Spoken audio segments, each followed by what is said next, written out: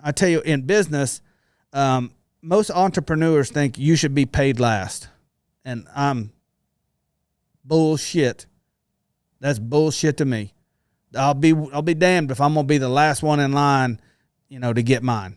It's not that I'm selfish, but if it's not good for me and I leave the company, this company will go down.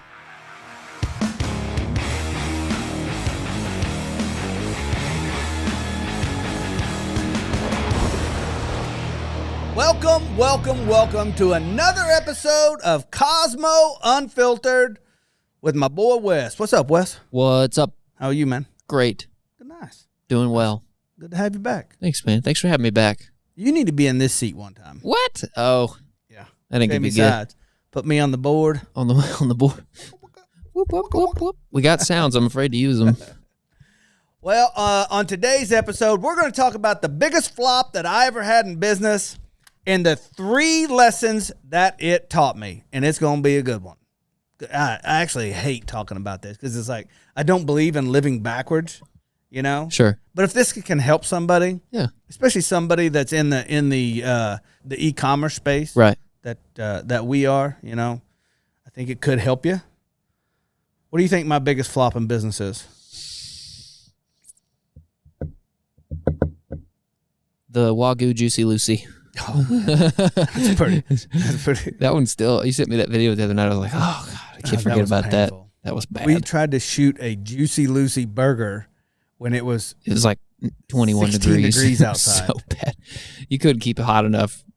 I mean, in any way. Yeah, it was not going to happen. That was horrible. I don't know what your biggest flop in business is. The biggest flop of my business was spending too much on ads and emails. Had to learn that one the hard way. Yeah. Yeah. There's a lot of these ad agencies out there. I mean, absolute dipshits. But they can talk. Yeah. They got woo. Right. But have horrible execution. Right. And all they're out there trying to do is turn and burn and try to, look at me, I'm gonna get rich quick. They all have their day in the sun. Yeah. I don't know of one of them that I used to do business with that is still open. Right. I just don't. Fair. Spending too much on ads and emails. Yeah.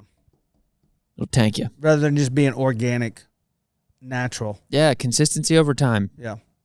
The 3 things that it taught me, this is one I say a lot. This isn't mine. Isn't this Ronald Reagan? Ronald Reagan.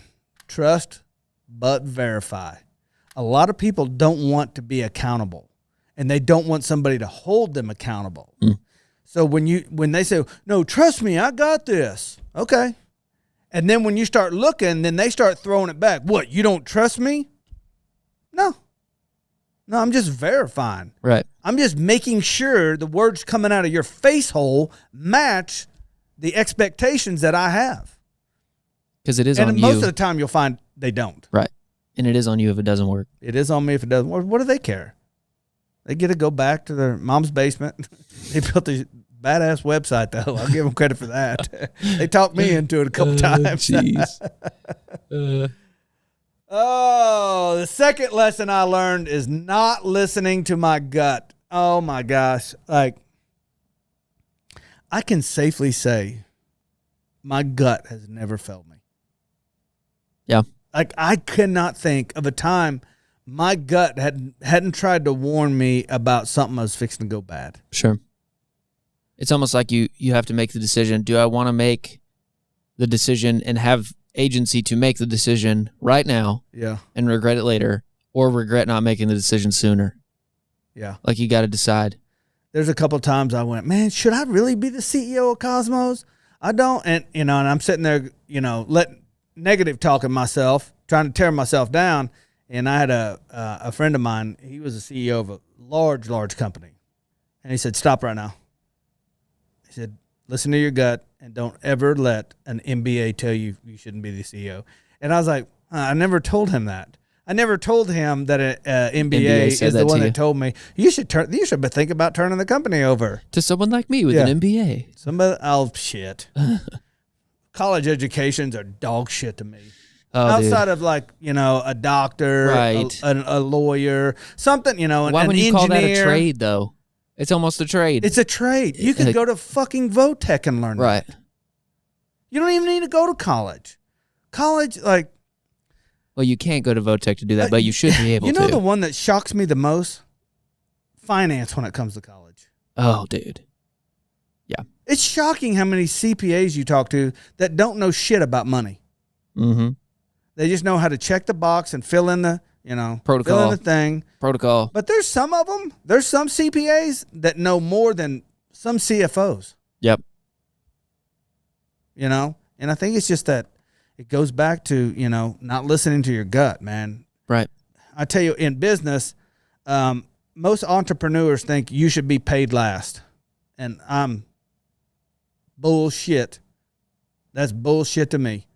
I'll be damned if I'm going to be the last one in line, to get mine. It's not that I'm selfish, but if it's not good for me and I leave the company, this company will go down. Right. It will. Unless somebody can come in here and figure out a way to run it, but just the way it is. This is another lesson I learned. Never let somebody else control the speed of your business. Never let them dictate the speed of the business. I'm learning that one. I'm learning that one right now, actually. And I'm all for, anybody that knows me knows I'm up at 5 a.m. and by 5:10, I could bury you in emails, text messages, Slack messages. TikToks, memes. Yeah. I did get you this morning in TikTok. But you never can let somebody else control the speed of your business. And I don't give a shit what your business is. I don't care if your business is selling tamales on the street corner. I don't care. Because there's always going to be somebody that wants to go faster or slower than you. Always. Don't do it. Listen to your gut. There's a reason why. What about you? You got anything to add into that? What's the biggest flop of your business? Oh, man, the biggest flop. I took on a customer named Cosmo. So there's this guy. He's a friend of mine. Biggest flop, man. Come on, man. It hasn't been that long yet, so it might be in the making, and I just don't know it yet. Well, you've had to have one. You've been on your way home. And went, biggest shit, flop. That wasn't worth it. Oh yeah, the biggest flop. We did a shoot in this person's home, and they acted real cool and casual. Like, yeah, dude, absolutely, you can use the house. And I was like, I just need you to know, a lot of equipment's coming in and out. We're gonna be very courteous. We'll clean up, but as long as it looks, there's a production coming here. And I overemphasized that. And this guy was like, yeah, bro, you're good. Well, it turns out his wife was not good with it, and he never said that. And so, I paid him up front. I paid to have a house cleaner come. We didn't leave a mess, but it was she just could not handle the fact that there were that many people in her house. So I sent her a really nice bottle of wine, just apologizing for something that, on paper wasn't really my fault.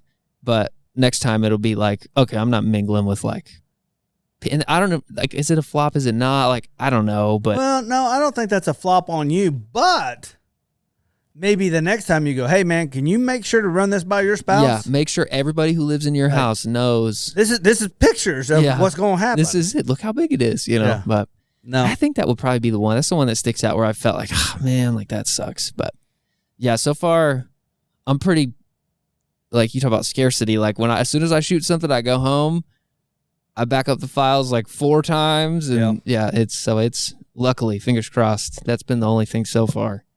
But awesome. So just to recap, the top 3 lessons that I've learned is trusting and verifying. I don't take somebody's word for it. I don't give a shit. I always listen to my gut. And the third one is I never let anyone else control the speed of my business. Period. You're going to run at my speed. If you can run, that's great. If you can't run, that's great too. I'll help you get to where you need to get. So, hey, I want to thank everybody for watching. And as always, if you like what we're doing, make sure to share this with a friend. We really need this to get out. We've been doing this almost a year now. Yeah. And we need some people sharing this. Now, but I will tell you this, Wes, I can't tell you how many people come up to me and go, man, Cosmo, I was listening to your podcast the other day, and oh my gosh, we really like it. This is the first time something happened to me. A friend of mine who lives in Utah met a customer or whatever, or something. It was a new person he was meeting, And he walked in and he saw that he was listening to Kosmo Unfiltered, and he goes, "What are you listening to there?" And he goes, "Man, it's this guy named Kosmo, man. You should really listen to it. He's really this, that, and the other." And him and Wes, and they cut up, but they really give solid information. And he goes, "Man, he's a friend of mine." He's like, "There's no way. There's no way." So, yeah, that happened. That's pretty cool. So if you like what you're doing, please share this with somebody. Share it with one person and say, "Hey, man, you got to listen to this dipshit and his buddy, Kosmo." I'm the dipshit. Yeah, you're I'll be the dipshit. Okay. And leave us a comment. Tag us at Kosmo Unfiltered. We'd love to hear from you, man. I'll catch you in the next video. Peace.